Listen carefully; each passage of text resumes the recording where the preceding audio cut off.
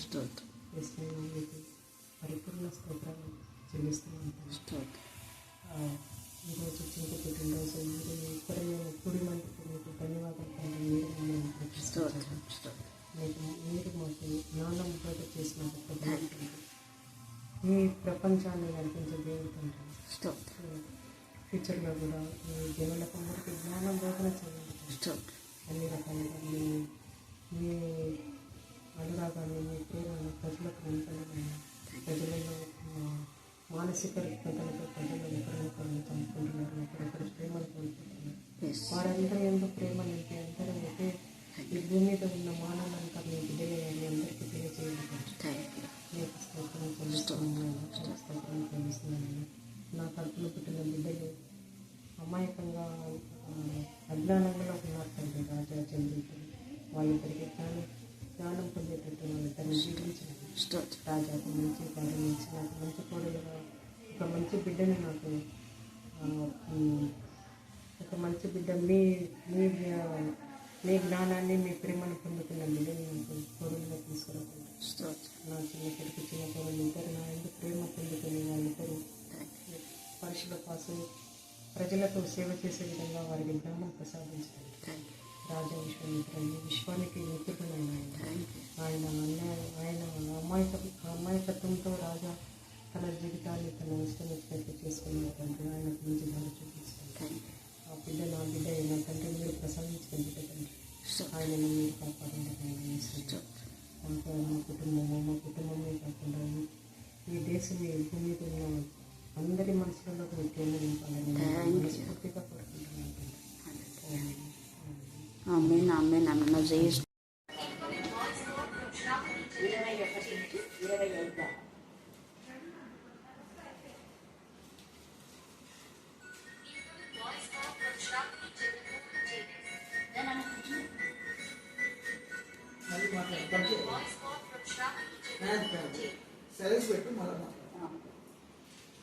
గ్రంథము 6వ అధ్యాయము 9 నుంచి 11 వచనాల వరకు చదువుకుందాం.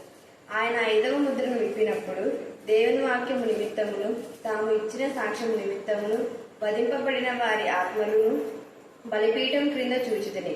వారు నాథ సత్యస్వరూపి పరిశుద్ధుడా, ఎందాక తీర్పు తీర్చకయు మా రక్తము నిమిత్తము భూనివాసులకు ప్రతిదండన చేయకయు ముందుమని బిగ్గరగా కేకలు వేసిరి.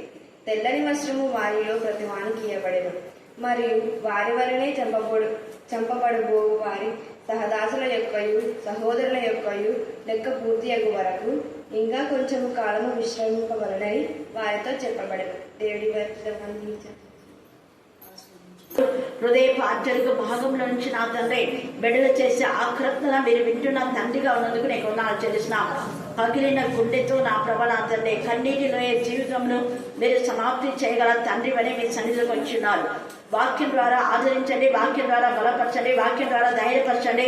వాక్యం బయట వెళ్ళుచున్నప్పుడే ఆత్మీయ మానసిక శారీరక రుగ్మత నుంచి విడిపించమని ప్రార్థిస్తున్నాము. దాని వాక్యంలో వాక్శక్తిగా మార్చే దేవా స్తోత్రం. శక్తిహీనులను శక్తివంతులుగా చేస్తున్నావు, బలహీనులను బలపరుస్తున్నావు తండ్రి స్తోత్రం. పడిపోయిన వారిని లేవనెత్తే దేవుడు అప్పులైన భయంకరమైన భయంలోంచి విడిపించమని ప్రార్థిస్తున్నాం. ఆర్థిక సమస్య నుంచి విడిపించమని ప్రార్థిస్తున్నాం. నమ్మదగిన దేవుడు, చాలినంత దేవుడు, మీ అపారమైన ప్రేమను బట్టి మీకు ఆచరిస్తున్నాం. ప్రత్యేక రీతిలో నిరుద్యోగ సమస్యలు ఎంతో మంది నా ప్రభ ఆర్థిక సమస్యలతో కృంగిపోతున్నారు తండ్రి.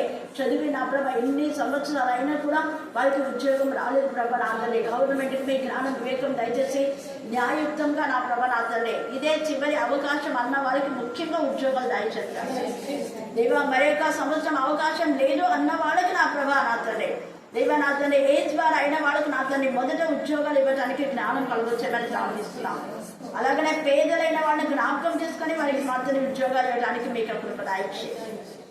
ఇచ్చిన వాళ్ళకే కాకుండా నా ప్రభ నా తండ్రి కుటుంబంలో ఒక్కరికైనా గవర్నమెంట్ జాబ్ లేనప్పుడు వాటన్నిటి నా ప్రభ నా తండ్రి దేవా గుర్తించి న్యాయం చేసే జ్ఞానం కలుగొచ్చమని ప్రార్థిస్తున్నాం.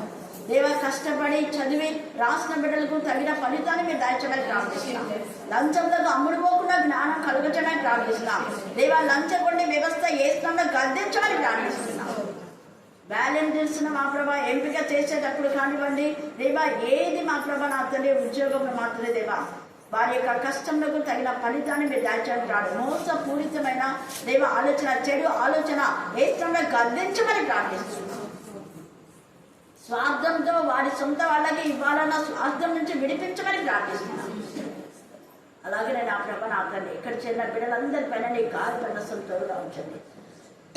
మీ నెమ్మది, మీ సమాజం మీరు దాచండి. మీరు చాలంత దేవుడు ప్రభా, ప్రార్థనకు జవాబిచ్చే దేవుడని మీకు వధింపబడినటువంటి ఆత్మలు ఎక్కడున్నాయి? మామూలుగా చనిపోయిన వాళ్ళందరూ కూడా తండ్రి అయిన దేవుని యొక్క ఆత్మ, నరుని యొక్క ఆత్మ యెహోవా పెట్టిన దీపం. అంటే దేవుని యొక్క ఆత్మలో కొన్ని పాలన్నమాట. ఒక్కొక్కరికి ఒక్కొక్క భాగం ఆయన ఆత్మలోనే పాలు ఇచ్చి మనకందరికి కూడా జీవాన్ని దయచేసినాడు. మానవుడు చనిపోతేనే నరుని ఆత్మ యెహోవా పెట్టిన దీపం కాబట్టి మరి నరుడు చనిపోగానే అతని ఆత్మ ఎవరి దగ్గరికి చేరుతుంది? ఆత్మ ఆయన దయచేసిన ఆయన దగ్గరికి వెళ్తుంది అని దానియేలు 12వ అధ్యాయంలో చివరి భాగంలో మనం చూస్తాం. ఆత్మ ఆయన దయచేసినటువంటి దేవుని దగ్గరికి వెళ్తుంది అని. మరి ఇక్కడ దేవుని దగ్గరికే వెళ్ళింది. అయితే దేవుని దగ్గరికి వెళ్ళిన ఆత్మలో చాలా విభాగాలు ఉన్నాయి. కొందరు ప్రభునందు నిద్రిస్తూ ఉంటారు. వాళ్ళు ప్రశాంతంగా నిద్రపోతూనే ఉంటారు. వాళ్ళు ఎప్పటిదాకా అంటే యేసయ్య రాకడ వరకు కాదు, తీర్పు దినం వరకు. యేసయ్య రాకడలో కూడా కొంతమంది లేపుతాడు.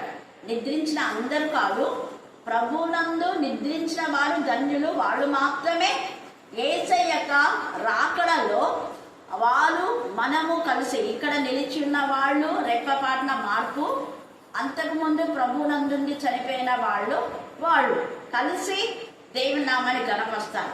అంతవరకు ప్రభువులో లేని వాళ్ళందరూ కూడా అలాగనే ఉంటారు. ఎక్కడ సమాధులలో ఉంటారు. వాళ్ళు మృతుల లోకంలో ఉంటారు. మృతుల లోకంలో కొంతమంది, సముద్ర గర్భంలో కొంతమంది ఉంటారు. అలాగనమాట. తీర్పు తర్వాత వాళ్ళందరినీ నరకానికి పంపిస్తారు. అయితే ఇక్కడ మనం చూస్తే పరిశుద్ధాత్మ దేవుడు ఇక్కడ మాట్లాడుతున్న విషయం మనం చూస్తే, ఈ వధింపబడినటువంటి ఆత్మలు ప్రత్యేకంగా వీళ్ళకు ఒక స్థలాన్ని దేవుడు ఏర్పాటు చేసినాడు. బలిపీఠం కింద ఉన్నారంట. చూడండి, 5వ ముద్రను విప్పినప్పుడు దేవుని వాక్యం నిమిత్తమును తాము ఇచ్చిన సాక్ష్యం నిమిత్తమును వధింపబడిన వారి ఆత్మలను బలిపీఠం క్రింద చూచితిని. ఈ ఆత్మలు ఎలాగా వీళ్ళు వధింపబడినారు అంటే దేవుని వాక్యం కొరకే. ఈ రాత్రి కాల సమయమందు అంటే వీళ్ళందరూ కూడా దేవుని చేత అభిషేకించబడి, ప్రత్యేకించబడి, ప్రతిష్ఠించబడి తండ్రి అయిన దేవునితో పంపబడిన వాళ్ళు. వాళ్ళ ఇష్టానుసారంగా పోయిన వాళ్ళు కాదు. ప్రస్తుతం అందు సేవ అంటే ఆట అయిపోయింది అందరికీ. సేవ అంటే ఎలాంటి వాళ్ళు సేవకులు వెళ్తున్నారంటే వాడు 10 సార్లు వాళ్ళు ఫెయిల్ అయిపోతే ఇంకా వీడికి ఏం చదువు రాదు, వీడి మొద్దు, వీడు పని చేయలేడు, చదవలేడు, పని చేయలేడు, కాబట్టి వీడి సేవకు పంపిద్దాంలే, ఏదో పొట్టకూడ వస్తుంది అన్న విధానంలో. ఇంకా కొంతమంది ఏదైనా అపజయం వస్తే అప్పుడు సేవకు, ఇంకా వాళ్ళు ఏమి పనికిరాని పరిస్థితి ఉన్నప్పుడు సేవకు. అలాగా చేయకూడదు. మలాకి గ్రంథంలో తేజగా మాట్లాడతారు. మీరు దేవునికి ఇవ్వవలసింది శ్రేష్టమైనది ఇవ్వాలి, దేవునికి మహిమకరమైన విధానంలో ఇవ్వాలే, కానీ ప్రథమమైన దాన్ని, శ్రేష్టమైన దాన్ని, ఉత్తమమైన దాన్ని దేవునికి మనం అర్పించాలి, పనికిరాంది కాదు. దేవుడు నన్ను తండ్రి అని మీరు అంటున్నారు, నాకు ఇవ్వాల్సిన మహిమ మీరు ఎక్కడిస్తున్నారు? నేను తండ్రినైతే, నేను సృష్టికర్తనైతే, నేను దేవుడని ప్రార్థన చేస్తున్నారు. మరి దేవాది దేవునికి మీరు ఇచ్చే అర్పణలు పనికిరాని అర్పణలా అని అడుగుతున్నాడు. మలాకి మీరు చదవండి, మలాకిలో తేజగా రాయబడింది. ఏమి ఇస్తున్నారు మీరు అని. మీరు నేను తండ్రినైతే నాకు మీరు ఘనత ఇవ్వడం లేదు. ఒకటి, దేవుని మందిరంలో ఏదైనా ఫంక్షన్స్ ఉంటే ఎన్నిసార్లు చెప్తానండి, కళ్యాణ మండపంలో పెట్టుకోండి, వేరే సంఘాల్లో మీరు చూడండి, పైగా స్టేజ్ల పైన ఏం చేస్తున్నారని అంటే ఇక్కడ చూడండి, మీరు ఆత్మల కొరకై వీళ్ళు దేవుని వాక్యం నిమిత్తమే వధింపబడినారు. మరి దేవుని వాక్యం చెప్పినప్పుడు ఒక కాపరి ఒక 3 సంవత్సరాలు ఉండొచ్చు, 2 సంవత్సరాలు ఉండొచ్చు, 10 సంవత్సరాలు ఉండొచ్చు, ఏ సంఘంలోనైనా. అయితే 10 సంవత్సరాల్లో ఎన్ని ఆత్మలను తీసుకొచ్చారో అడుగుతారు. అది సాక్ష్యం అంటే. సాక్ష్యం అంటే అది చెప్పిన వాక్యంలో ఎవరైనా తాగుబోతులు మారినారా, అన్యులు మారినారా, లేకపోతే అక్రమ సంబంధాల్లో ఉన్నాళ్ళు మార్చారా, లేకపోతే దేవునికి విరోధమైన పాపంలో ఉండే వాళ్ళు మార్చమన్నారా? వాళ్ళు చెప్పాలి సాక్ష్యం. మేము ఈ దైవజనుడి వాక్యం విని తాగుడు మానుకున్నాము అని చెప్పాలి. ఈ దైవజనుడి వాక్యం విని మాలో ఉన్న దుష్ట శక్తులు పోయాయని చెప్పాలి. ఈ దైవజనుడి వాక్యం విని మా బ్రతుకులు మార్చుకున్నాము అని చెప్పాలి. ఒకప్పుడు భయంకరమైన విధానంలో ఉన్నాము, ఇప్పుడు మేము మారినాము అని చెప్పగలిగి ఉండాలి. అందుకనే దైవజనుడా నీ భక్తి నీకు ఏం చేస్తుంది, నీకు నువ్వే పరిశీలన చేసుకో అంటాడు. దైవ భక్తి విషయంలో నీకు నీవే సాధకం చేసుకో అంటాడు. అందుకే నీ బోధించిన నీ బోధ ఇతరులకు ఉపయోగకరంగా ఉందా లేదని చూసుకోవాలి. అది సాక్ష్యం అంటే. ఇక్కడ వీళ్ళు దేవుని వాక్యం చెప్పినందుకు, దేవుని వాక్యంలో ఉన్నది ఉన్నట్టుగా చెప్పినందుకు, మీరు చేసే పాపాలన్నీ కూడా దేవుని ఉగ్రత వస్తుంది అని చెప్పినందుకు వీళ్ళని చంపారు. మా పాపాలన్నీ బయట పెడతావా అని వాక్యం చూపించి చెప్పారు వాళ్ళు. యెహెజ్కేలు 33లో అక్కడ చూడండి, యెహెజ్కేలు 33వ అధ్యాయం అంతా మీరు చదువుకుంటే ఖడ్గం వస్తుంది అని, దుర్మార్గునికి ఉగ్రత వస్తుంది అని, దుర్మార్గునికి భయంకరమైన శిక్ష వస్తుంది అని కావలి వాడు చెప్పాలి. కావలి వాడు అంటే కాపరి చెప్పాలి, సరిచేయాలి. అలా చెప్పినా కూడా కావలి వాడు గద్దించినా, బుద్ధి చెప్పి సరిదిద్దినా కూడా వాడు సరి చేయబడకపోతే వాని ప్రాణంలోకి వాడు ఉత్తరవాదు అవుతాడు. కాపరి కాదు. కాపరి చెప్పకుండా వాళ్ళ పక్కన కూర్చోబడి అక్రమ సంబంధాల్లో దేవునికి విరోధంగా ఉన్నా కూడా వాళ్ళ పక్కన కూర్చోబెట్టుకుని టీలు కాఫీలు తాగి డిన్నర్లు చేసి నేను సేవ చేసినాను అంటే అది సేవ కాదు. నీ పక్కన నీకు ఒక సహాయం చేస్తే ఆ సహాయం చేసిన వ్యక్తిని నరకానికి పోకుండా కాపాడాలి. హల్లెలూయా, హల్లెలూయా, హల్లెలూయా, హల్లెలూయా. అది చేయవలసినటువంటి పని. ఇక్కడ వీళ్ళైతే దేవుని వాక్యం నిమిత్తం, ఇర్మియా కూడా దేవుని వాక్యం ఇలాగుంది, దేవుని ఉగ్రత వస్తుంది, మీరంతా మార్చుకొని మీ బ్రతుకులు అని చెప్పాడు. చెప్పితే 20వ అధ్యాయంలో ఇర్మియాని కొడతారు. చదవండి, ఇర్మియా బైబిల్ స్టైల్లో మనం చర్చిలో ఇవి చూసుకుంటున్నాం. 20వ అధ్యాయంలో చదవండి మా త్వరగా. ఇర్మియా ఆ ప్రవచనములను పలకగా యెహోవా మందిరంలో దేవుని వాక్యమే వినిపించబడాలి. ఇక వేరే ఏది ఉండకూడదు. వాక్యం వినిపించబడింది. వాక్యం వినిపించబడినప్పుడు పెద్ద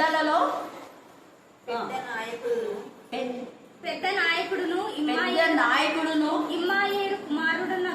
ఇమ్మాయేలు కుమారునగు పశూరను యాజకుడు. చూడండి, ఇతనికి పశూరు అనే మాట అక్కడ ఉంది. పశూరు అంటే నువ్వు అసలు భయంకరమైన ఉగ్రత గురైపోతావు అన్నమాట. నువ్వు ఏం చంద్రులు చేయబడతావు. అందుకని ఇక్కడ పశూరు అనేటటువంటి అతని పేరు ఏమంటారు? మాగోర్ మిస్రాబి. ఎందుకు అంటే కొడతాడు, ఇర్మియాను చంపకేసి కొడతాడు. ఉన్న మాట చెప్పినందుకు ఇర్మియా ప్రవక్త బాల్య దినములంటే దేవుని చేత ప్రత్యేకించబడి ప్రతిష్ఠించబడిన వాడు. అంతకంటే ముందు మనం చూసే చెవులు గింగు మన్నంత కీడు రాబోతుంది అన్నారు. మన దేశంలో కూడా అనుకోని విధానంలో జరిగింది కదా. చెవులు గింగులు మన్నంత ఆ వారంలోనే ఎలక్షన్ రిజల్ట్ వచ్చింది. చెవులు గింగుడు మనంతా. ఇప్పుడు ఇక్కడ చెప్తున్నాడు చూడండి, ఇర్మియా అంటే దైవజనులను కొట్టేటటువంటి వ్యక్తి. నిజంగా యథార్థంగా సత్యం చెప్పేటటువంటి వాళ్ళ పైన వీళ్ళు ఏం చేస్తున్నారు చూడండి. కొట్టని అవసరం లేదు. వాళ్ళ మాటలు, వాళ్ళ చూపులు, వాళ్ళ చేత, వాళ్ళ ప్రవర్తన ఇలాగే ఉంటుంది. కానీ దేవుడు కూడా వెంటనే ఇర్మియా అంటున్నాడు, నీ భయంకరమైన పరిస్థితి గురించి చదువు. ప్రవక్త అయిన ఇర్మియాను కొట్టి యెహోవా మందిరమందున్న బెన్యామీను మీది, యెహోవా మందిరమందున, సరే అదంతా చదువుకోండి మీరు, ఒక గుండెలో వేస్తాడు. వేసి మళ్ళా ఏమేంటాడు, ఆ రోజంతా కొట్టినందుకు నిద్ర పట్టదు. మళ్ళా ఇర్మియాను పిలిపిస్తాడు. అప్పుడు ఇర్మియా చెప్తాడు, నువ్వు భయంకరమైన ఉగ్రతకు గురవుతారు. అక్కడంతా ఉంది, చదువుకోండి. నీ యొక్క మరి దేవుడు చేసినటువంటి ఉగ్రత నుంచి అక్కడ రాయబడింది. ఇర్మియా ఆ 20వ అధ్యాయం 1 నుంచి 10 దాకా నువ్వు చదువుకోండి. ఇక్కడ కూడా ఈ దైవజనులు ఇలాగే చెప్పారు. చెప్పినందుకు వాళ్ళని ఏం చేశారంటే చంపేశారు. దేవుని వాక్యం నిమిత్తమే వాళ్ళు వధించమన్నారు. ఇంకా కొంతమంది సాక్ష్యం చెప్పారు. సాక్ష్యం చెప్పినందుకు వాళ్ళని వధించారు. మన చర్చిలో లాగా ఆత్మీయ తల్లి అంటే తప్పంట. చూడండి, మళ్ళీ వాళ్ళు ఏదో సాక్ష్యం చెప్తారు. బైబిల్ స్టడీ గురించిన విషయమే లేదు. ఇప్పుడు వచ్చిన పాస్టర్ ఎంత చక్కగా బైబిల్ స్టడీ ప్రారంభం చేస్తారు. విన్నారా మీరు? హల్లెలూయా. దేవుని యందు భయభక్తి గల బిడ్డలు, దేవుని యందు భయభక్తి గల బిడ్డలు ఆమోదం చేస్తారు. అందుకనే గార్గీపురంలో మనకి ఇక్కడ ఎంతగానో ఆత్మీయంగా సహకరించిన బిడ్డలను ఇంకా ఉండమని చెప్పారు. అక్కడ శ్యామల పాస్టర్ను, భూషణ్ పాస్టర్ నేనే మళ్ళీ చెప్పి ఇంకా కొంతమందితో చెప్పించిన తర్వాత సరే అన్నమాట. చర్చ్ కడుతూ ఉన్నారు కాబట్టి చర్చ్ ముగియే వరకు వాళ్ళే ఉండాలి, వేరే పాస్టర్స్ వేయదు. కానీ ఇక్కడ దేవునికి విరోధంగా మాట్లాడిన వాళ్ళు ఎక్కడ పోయినా కూడా నో ఛాన్స్, రానియరు సంఘాల్లోకి. ఎంత అవమానం అది!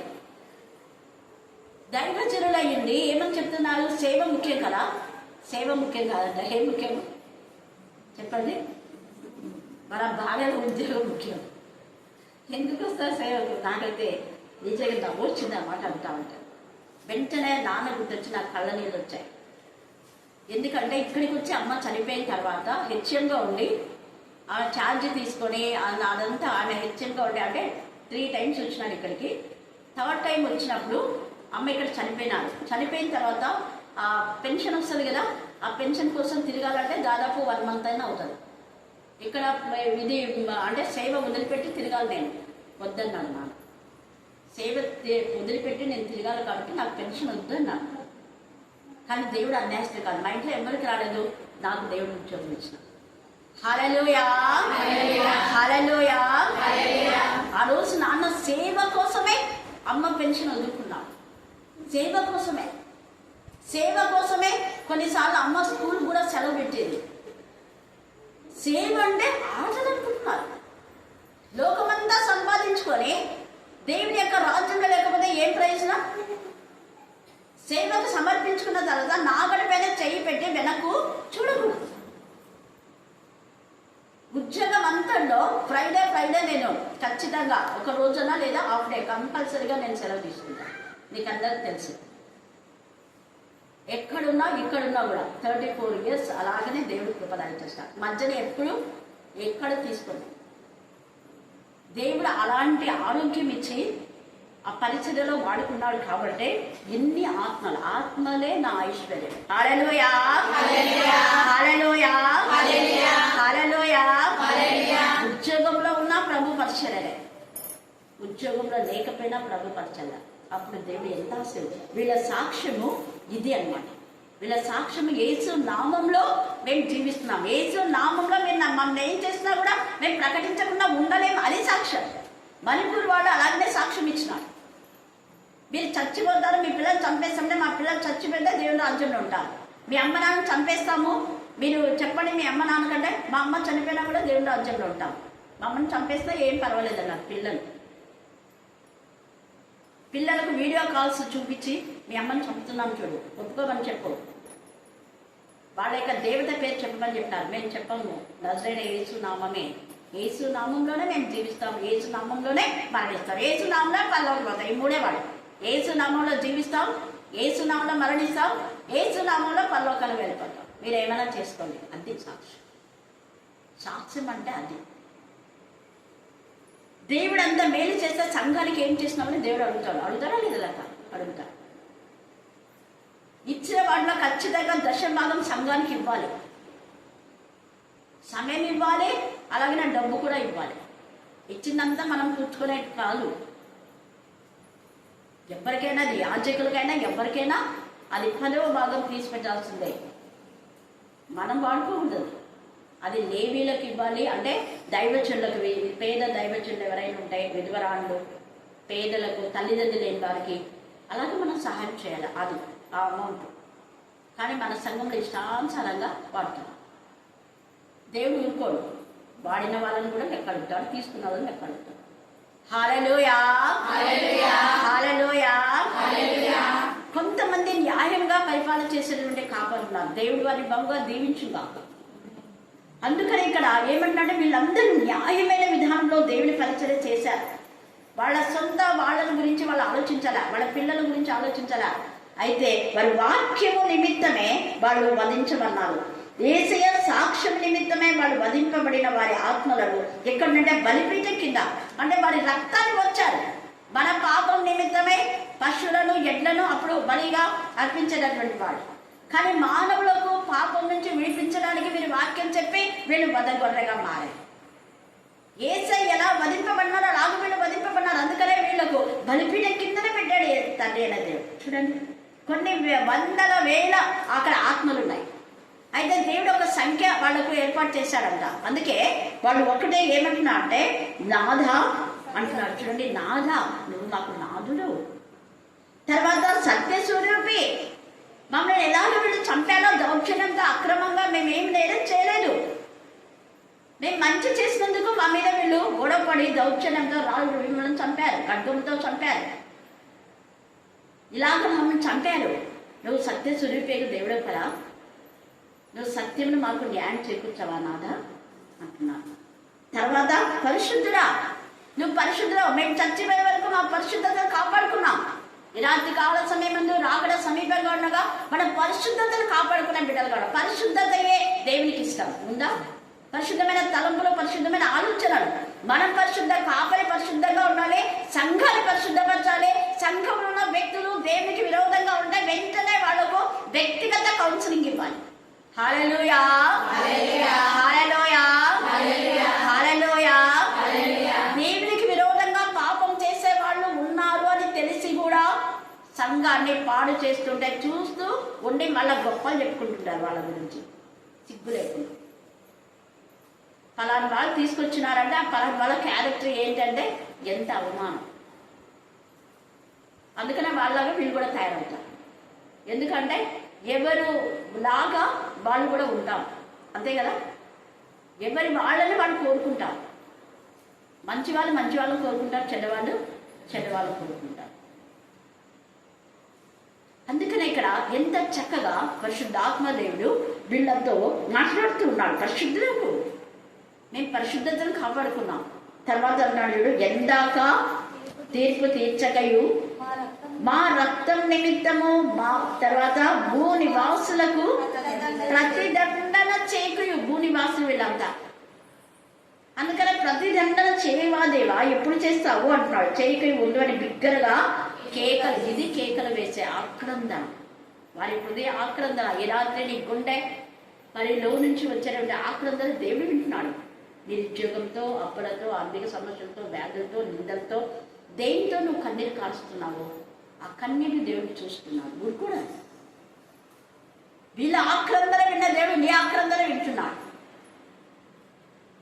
మత్తయి సువార్త 8వ అధ్యాయంలో అపవిత్ర ఆత్మలు మమ్మల్ని ఎందుకు ఇలాగ బాధ పెడుతున్నావు అంటున్నారు. అక్కడ వాళ్ళని బాధ పెట్టి వాళ్ళే ఏమంటారు, మమ్మల్ని బాధ పెడుతున్నా అంటున్నారు. రివర్స్గా మనలో కూడా అక్కడ వాళ్ళే బాధ పెట్టి ఇక్కడ మళ్ళీ మాట్లాడుతుంటారు. ఇక్కడ దయ్యాలు అక్కడికి ఎవరికి పోకుండా ప్రజలందరి భయం పెట్టేసి బాధ పెడుతున్నారు. అలాంటి సిచ్యువేషన్లో యేసయ్య అక్కడికి వెళ్ళాడు. యేసయ్య ఏమనలేదు, అనకుండానే మమ్మల్ని ఎందుకు బాధ పెడుతున్నావు, మా సమయం ఇంకా రాలేదు కదా, సర్లే మనం పోవాలనుకుంటే పందులోకి పొమ్మని చెప్పు అంటారు. పోండి అంటాం. ఆ దయ్యముల యొక్క ప్రార్థన విన్న దేవుడు నీ ప్రార్థన వినాడా? వింటాడు. హల్లెలూయా, హల్లెలూయా, హల్లెలూయా, హల్లెలూయా. కానీ న్యాయయుక్తంగా యథార్థంగా ఉండాలి. వీళ్ళు కూడా న్యాయంగానే మాట్లాడారు. ఇంకా కొంచెం సమయం ఉంది కదా అంటే సరే, న్యాయంగా వాళ్ళు ప్రార్థించినారు కాబట్టి దైవంలో ప్రార్థన విన్నాడు. ఇక్కడ కూడా వీళ్ళు కేకలు వేసిన వీళ్ళ కేకలు దేవుడు విన్నాడు. విని వెంటనే వారి వలనే చంపబడబో వారి సహా దాసుల యొక్కయు సహోదరుల యొక్కయు లెక్క పూర్తి అయ్యే వరకు ఇంకా కొంచెం కాలం విశ్రమింపవలనని వారితో చెప్పాను. కొంచెం కాలమే మీరు విశ్రమించండి. ఎంత గొప్ప కృప. నెహెమ్యాను ఎంత బాధ పెట్టారు, కానీ తర్వాత బాధ పెట్టిన వాళ్ళందరికీ శిక్ష. ఇర్మియాను బాధ పెట్టినటువంటి వాళ్ళందరికీ భయంకరమైన శిక్ష. దేవుడు ఊరుకోడు. ఫరో ఇశ్రాయేల్ అంతగా బాధ పెట్టాడు. ఏమైపోయింది? ఫరోతో ఉన్న వాళ్ళందరూ కూడా నాశనం అయిపోయారు. చెడ్డ వాళ్ళ మాటలు విని వాళ్ళకి సపోర్ట్ చేస్తే వాళ్ళతో పాటు వీళ్ళు కూడా నాశనం అవుతారు. హామారు గురించి వాళ్ళు చెప్పినారు కదా. మరి హామారు ఎవరు? అన్యుడు. అన్యులు దేవుని పిల్లలు బాధపడితే భయంకరమైన ఉరి శిక్ష ఎవరెవరికి వచ్చింది అంటే హామానుకు, హామాను యొక్క మరి భార్యనే చెడ్డగా ఆలోచన ఇచ్చింది. హామానుకు చెడ్డ ఆలోచింది భార్యనే. అననీయ సప్పిర ఇద్దరు అంటే పాపంలో ఏకీభవించిన భార్యాభర్తలు, పాపంలో సపోర్ట్ చేసిన వాళ్ళని ఎప్పుడు క్షేమం పొందుకో. ఒక భార్య అయి ఉండి భర్త చేసే తప్పును సమర్థించకూడదు, తప్పును ఖండించాలి, సరిదిద్దాలి. అది జ్ఞానవంతుల యొక్క లక్షణం. అలా చేయకపోతే అననీయ సప్పిరకు వచ్చిన గతే వస్తుంది. ఇక్కడ హామాను భార్య కూడా ఉరిదీయబడుతుంది. ఎందుకంటే ఉరిపోయి చేయమని చెప్పింది ఆమెనే కదా. చెడు ఆలోచన ఇచ్చింది. దేవుడి పిల్లల్ని బాధ పెడితే దేవుడు ఊరుకోడు. మొర్దెకై దేవుని ప్రజ, దేవుని యొక్క సంతతి. ఎస్తేరు దేవుని సంతతి. అన్యులుగా ఉన్నాడు ఇక హామాను. అన్యుడు పెద్దరాలు చేయకూడదు దేవుని పిల్లల పైన, దేవుడు ఊరుకోడు. కాకపోతే సమయం ఉంటుంది. అదే ఇక్కడ సమయం ఉంది. ఆ సమయం వరకు వేచున్నారు. ఎన్ని బాధలు పన్నారు ఇశ్రాయేలీయులు. అయితే కొన్ని సంవత్సరాల తర్వాత దేవుడు వారికి విడుదల ఇచ్చాడు. ఇంకొకటి రత్నమ్మ వాళ్ళ కొడుకు ప్రార్థన చేశారు. బాంబే నుంచి వచ్చారు. విన్నారా మీరు ప్రార్థన? ఒకటి అన్నారు, వీళ్ళందరి నుంచి మాకు విముక్తి ఇచ్చిన దేవా నీకు పొందరాలని ఆయన బాంబేలో కొన్ని విషయాలు సౌదరికి నాకు మాత్రమే తెలుసు. మమ్మల్ని వీళ్ళు తీసుకుపోకుండా వెళ్ళిపోయినారు. తర్వాత ఆయన వచ్చి బాగా క్లాస్ తీసినాడు ఇద్దరికి. వాళ్ళు లోపల ఉన్నారు, ప్రార్థన చేసుకుంటున్నారు. ప్రార్థన చేసుకోవాలి, మా అప్పటికే అయిపోయింది ప్రార్థన. మరి మేము అడిగినాను కూడా, ఎక్కడికి వెళ్తున్నాను మీరంటే మమ్మల్ని మాత్రమే వెళ్తున్నాము, వెళ్తున్నాము అన్నారు. మేము అంటుంటే ఇంకా సిగ్గుపోయినాను. బాగా చెప్పినాను. మేము అదే పనిగా చదువు టీచర్ వచ్చిందని అందరూ చెప్పుకున్నాం, మేము తీసుకొస్తారని. ఎంత ఆశ కలిగి మేము వెళ్ళి చూస్తుంటే మీరు ఇలా చేస్తారా అని అన్నాడు. ప్రార్థన కూడా ఆయన పనిచేస్తున్నారు. దేవా విముక్తినిచ్చినావు దేవా. హల్లెలూయా, హల్లెలూయా, హల్లెలూయా. దేవుడు దేవుని పిల్లలకు ఖచ్చితంగా అంధకార శక్తి నుంచి సంఘమును విడుదల చేస్తాడు, విముక్తి చేసే దేవుడు ఆయన. అందుకని వెళ్తే కొంత సమయం ఉంది అంటున్నాడు. యెజబెలు కూడా దేవునికి విరోధమైన విధానంలో నిర్దోషి అయినటువంటి అక్కడ నాబోతును చంపించింది భర్త చెప్పి. ఆమె భయంకరమైనటువంటి విగ్రహ ఆరాధికురాలు, బయలుదేవత ఆరాధికురాలు. అలాంటి నీచమైనటువంటి భార్య భర్తకు తప్పుడు బోధ చేస్తుంది. భర్త కూడా వింటాడు భార్య మాట. తద్వారా ఏమైపోతుంది అంటే వాళ్ళ కుటుంబం అంతా నాశనం అయిపోతుంది. అలాగనే అత్తల్య, అలాగనే హేరోదు. యేసు ప్రభువును చంపాలనుకున్నాడు, కానీ ఎవరు చచ్చారు? హేరోదు చచ్చాడు. దావీదును చంపాలనుకున్నటువంటి సౌలు రాజు ఏమయ్యాడు? అతనే చచ్చాడు. ఈ యొక్క రాత్రి కాల సమయంలో కొంత సమయం నిన్ను బాధ పెట్టిన వాళ్ళను ఖచ్చితంగా దేవుడు ఊరుకోవడానికి న్యాయకర్త. నాద అందుకని అంటున్నాడు, నాద సత్య స్వరూపి పరిశుద్ధుడా, ఎందాక తీర్పు తీర్చకయో మా రక్తం నిమిత్తము భూ నివాసులకు ప్రతిదండన చేయకు అని బిగ్గరగా కేకలు వేసి మన ఆక్రందన దేవుడు చూస్తున్నాడు. మన విమోచకుడు సజీవుడు. ఖచ్చితంగా నీకు న్యాయం చేకూరుస్తాడు. నీ యొక్క ఇంటిని కానీ నీ పొలాన్ని అక్రమమైన విధానంలో ఆక్రమించుకున్న వాళ్ళందరితో దేవుడు ఖచ్చితంగా తీర్పు దినమందు మాట్లాడతాడు. నీకు ఎంత వాళ్ళు తీసుకున్నాడో అంతకు వెయ్యంతలుగా అక్కడ పరలోకంలో ఉంటుంది. అంతకు వెయ్యంతలుగా వాళ్ళ ఆస్తి పోతుంది. హల్లెలూయా, హల్లెలూయా, హల్లెలూయా. సంఘాన్ని అక్రమమైన విధానంలో దోచుకుంటే అంతకంతా పోతుంది. అంతే పోతుంది. ఎగరగొట్టేస్తాడు దేవుడు. అందుకనే ఈ రాత్రి కాల సమయంలో నీతిగా, నిజాయితీగా, న్యాయంగా మనం బ్రతుకుతాం. దేవుడు పరిశుద్ధుడు. ఆయన మనకు న్యాయం చేకూర్చే దేవుడు ఉన్నాడని ధైర్యంగా ఉంటాం. దేవుడు ఈ లేఖన భాగాన్ని దీవించి ఆశీర్వదించుగాక. ఆమేన్, ఆమేన్, ఆమేన్. చివరి ప్రార్థన. సమకూర్చిన గొప్ప దేవానికి స్తుతులు స్తోత్రం. ముఖ్యంగా మరి ఆత్మీయత అక్కడ బడుగు హృదయం రాసుకులు స్తోత్రం. నా బిడ్డ ఎంతగానో మరి దూర ప్రాంతాలకు వెళ్ళిననా, మరి నీ పరిచర్యలైనా నీ నామం నా బిడ్డ వెళ్ళిననా అయ్యా, నీ ప్రేమను నా తల్లి ప్రభానైనా మీరు అందించిన సువార్తను మరి అందజేయడానికి ప్రచురపరచడానికి మీరు ఎంతగానో మీరు ఇచ్చిన కృపను బట్టి వందనాలు, స్తుతులు స్తోత్రం. ఆరోగ్యాన్ని బట్టి కూడా నీకు వందనాలు అయ్యా. అయ్యా ఆసక్తిని బట్టి కూడా హృదయం రాసుకులు స్తోత్రం తల్లి. అయా మీకు స్తోత్రం నేను మరి అంత దూరంకు వెళ్ళి మరి అక్కడ ఎక్కడెక్కడ ఇండ్లు ఎవరు ఎందుకు కలిసి వచ్చిందో మీకు తెలుసు నేను ఆ బిడ్డలందరినీ దీవించండి. వాళ్ళకి నేను వాళ్ళ అవసరాలు తీర్చి నేను వాళ్ళకి మేలు చేసి మీకు మేము తెచ్చుకోమని ప్రార్థన చేస్తున్నామయ్యా. మరి క్షేమంగా నేను మళ్ళీ మా వద్దకు నడిపించిన దేవానికి స్థుతులు స్తోత్రం చెల్లించుకున్నాను. దేవా నా తండ్రి దేవా మేమందరం కూడా నేను మరి నా తండ్రి నేను వాక్యం ద్వారా ఎదుగుటకు నేను మేము ఆత్మీయంగా బలపడటకు నేను పరిశుద్ధానికి స్తోత్రమైనా మరి మల్లిక జ్ఞాపకం చేసుకుంటాయా, మరి వేరే అన్న తనని జ్ఞాపకం చేసుకుంటాయా, ఇందిరన్న తనని జ్ఞాపకం చేసుకుని వాళ్ళ కుటుంబాలను జ్ఞాపకం చేసుకుంటాయా. అయ్యా వాళ్ళ కుటుంబాలను దీవించండి అయ్యా, ఆశీర్వదించండి అయ్యా, వాళ్ళ అవసరాలు తీర్చండి అయ్యా. అయ్యా వాళ్ళకు మేలు చేయండి అయ్యా. నీకు స్తోత్రమైనా మీరు అయా నా తండ్రి నీ ఎందు ఉన్న వారికి నేను ఏ మేలు చేసిన మానవ తండ్రి నేను నీకు స్తోత్రం తండ్రి నేను అయ్యా మీ ఎంత గొప్ప దేవుడు, ఎంత కృపాంబడవయ్య నీకు స్తోత్రం దేవా. అన్నిల మధ్యకి సువార్త నడిపించిన దేవానికి స్థుతులు స్తోత్రం తండ్రి. అయా మా గ్రామాన్ని జ్ఞాపకం చేసుకున్నా, మా వీధిలో ఉన్న వారు జ్ఞాపకం చేసుకోయా. అయా మేమందరం నా తండ్రి ప్రభానైనా తండ్రి అక్కడ రానింట్లో మేమందరం సిద్ధపాటు కలిగి ఉంటాకు సహాయం చేయండి. ఈ లోక వైభోగాలకు అయ్యా మేము ఆశపడకనేనా తండ్రి ప్రభా, నీ మాటలు వినుటకు నేనా, నీలో సిద్ధపడటకు నేనా అయ్యా నా తండ్రి ఎందు అయ్యా మా ఎందు నా తండ్రి మీ పరిశుద్ధమైన హృదయాన్ని సంపాదించుకోవడానికి సహాయం చేయండి, నీ ఆత్మను సంపాదించడానికి సహాయం చేయమని ప్రార్థన చేస్తున్నాం అయ్యా. మరి నా తండ్రి ప్రభా రాకనుకున్న అందరూ నడిపించండి అయ్యా. నీకు స్తోత్రం. మరి అక్క నోట మీ మాట ఉంచండి వస్తున్న దేవానికి పొందనాలయ్యా. ఆ బిడ్డని నోటిని వాకుని అతను వాకు శక్తిగా మార్చిన గొప్ప దేవానికి స్తుతులు స్తోత్రం తండ్రి. మరి ఆ బిడ్డకి ఇస్తున్న దర్శనాలు బట్టి స్తుతులు స్తోత్రమయ్యా. అయ్యా బిడ్డ ద్వారా మమ్మల్ని అందరినీ ఎంతగానో స్వస్థపరుస్తున్న దేవానికి పొందనాలయ్యా. మమ్మల్ని అందరినీ బలపరుస్తున్న దేవానికి స్తుతులు స్తోత్రం తండ్రి. అయ్యా మేమందరం నేను విడవక మరవక నేను ఎల్లప్పుడు నేను ధ్యానంలో ఉంటకు సహాయం చేయండి అయ్యా నా తండ్రి. ఒక్కొక్క చాట పోగలాగా ఉండక ఎప్పుడు నేను అతన్ని నీ మాట ప్రకారం నడుచుకుంటకు సహాయం చేయండి అయ్యా. అయ్యా మరి మా సంఘాన్ని జ్ఞాపకం చేసుకోండి అయ్యా. మా సంఘాన్ని దీవించండి, ఆశీర్వదించండి.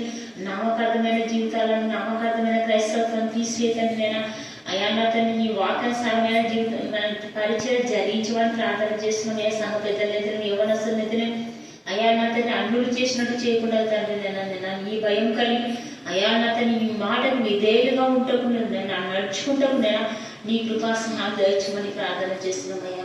మా సంఘాన్ని అయ్యా క్రమబద్ధం నేర్పించండి తండ్రి నేను, భయభక్తులు నేర్పించండి అయ్యా. నీకు స్తోత్రం నేను అయ్యా. బిడ్డలు మీరు కాపాడండి అయ్యా. మా సంఘాన్ని ఎత్తబడి సంఘంగా దీవించండి అయ్యా, ఆశీర్వదించండి అయ్యా. మరి దైవజనులు అయ్యా ఎవరికి ఎడబడకనైనా ఒక రోజు సేవ అయినా పర్లేదు ప్రభా అయ్యా. సత్యమైన సేవ చేయటకు ధైర్యం, యథార్థమైన సేవ ఉన్నట్టుగా ప్రచురం చేసే వారికి వాళ్ళకి ధైర్యం పుట్టించమని ప్రార్థన చేస్తున్నాం తండ్రి.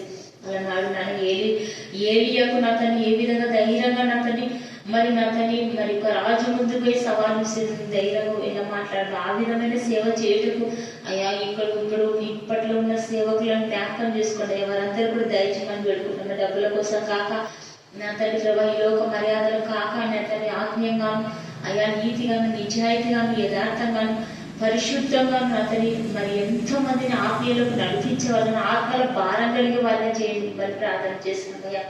అయ్యా మీకే స్తోత్రం అయ్యా నా తల్లి. మా మధ్య మీరు నన్ను నమ్ముచ్చినాం అయ్యా. అయ్యా నా తల్లి అయినా మరి ఈ స్థలంలో నా తల్లి మీ దూతను పెట్టినందుకు నీకు స్తోత్రం. ఎంతో మంది అన్యులైనా అయ్యా వచ్చినది తెలుసుకోవడం కానీ మరి ప్రార్థన చేయించడం కానీ వాక్యం వినడం కానీ ఎంతగానో గ్రహింపు కలుగుతుంది. అందుని బట్టి స్తోత్రం దయచేస్తున్నాం. అందుని బట్టి స్తోత్రం మన మీకు స్తోత్రం. ఇక్కడ చేరిన అయ్యా ప్రతి ఒక్క బిడ్డ ఏ బిడ్డైతే అక్కకు ప్రార్థన చేయమని చెప్తున్నారో వారందరినీ దీవించండి అయ్యా, వారందరినీ కాపాడండి అయ్యా, వారందరికీ సహాయం చేయమని ప్రార్థన చేస్తుంది అయ్యా. అయ్యా మరి గర్భవతులను డాక్టర్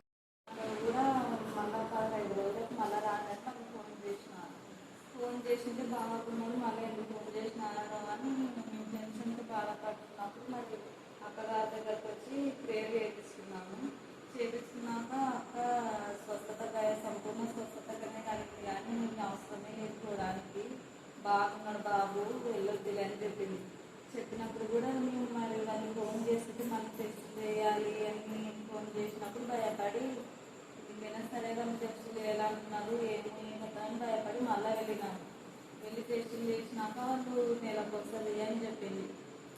నెలకు వస్తుందని చెప్పినాక మళ్ళీ కూడా అక్కడ అర్థం వచ్చి నెలకు వస్తుందని వాళ్ళంతా రిపోర్ట్తో వచ్చలేరు అని అక్కడితో మళ్ళీ ప్రేర్ చేపిస్తున్నాక మరి మొన్న వాళ్ళు ఫోన్ చేసి హాస్పిటల్ వాళ్ళే రిపోర్టు నార్మల్ వచ్చినాయి అని చెప్పినాను.